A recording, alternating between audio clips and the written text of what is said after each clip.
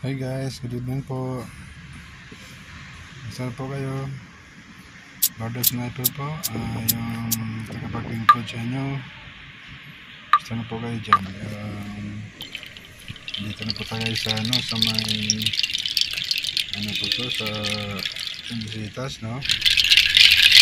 Sabi na po ngayon na siguro na flat na. Flat na po ng gabi, no? Ayan guys, maghanap ako ng 7-Eleven guys kasi medyo dito guys medyo mahirap wala tayong makainan dito guys, kaya 7-Eleven yung pupuntahan ko. Malayo man guys pero kaya natin lakarin naman siguro kahit gaano kalayo kasi mahirap kasi pag magdala ka pa ng sasakyan wala maparadahan doon. Yan guys, umpisa na natin ang lakad. Hanap tayo ng 7-Eleven, no? Babayin natin ito.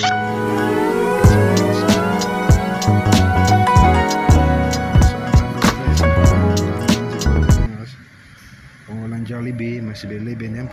Pwede na ako dyan sa mga 7-Eleven, no? So guys, kung malalayo pa, kailangan nating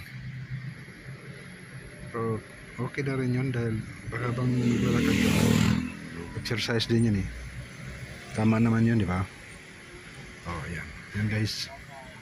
Ito guys, kailangan natin tumawid sa kabila guys. Hintay lang natin yung may tatawid na, no? Pero yan, may tatawid na yan. Tapos dadaan naman tayo tawid para sa kabila naman. So na naman siguro konti. Yan, nalakad ko lang guys. Sa unahan guys, mayroon naman 7-Eleven yan. So hanap tayo ng 7-Eleven. Yan. So guys, okay, lapit-lapit na guys. Yan. Malalayo yan din yung linalakad ko guys. Nandiyan pa tayo, may nakaupo pa dyan sa gilid, mayroong tumatawid. Yan. Malapit na yan guys. Sa unahan ng Gorkong din mayroon na 7-Eleven yan, diba? Yun, no. Lalayo naman, pero okay lang kasi hindi naman mainit eh, gabi na kasi no? Pwede na yan. Yan, dito na ako sa 7-Eleven guys, ka-order na ako, diba? Ayun na to guys. Yan. Kaya na muna tayo.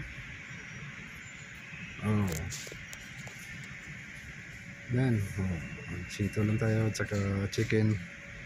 Okay na to.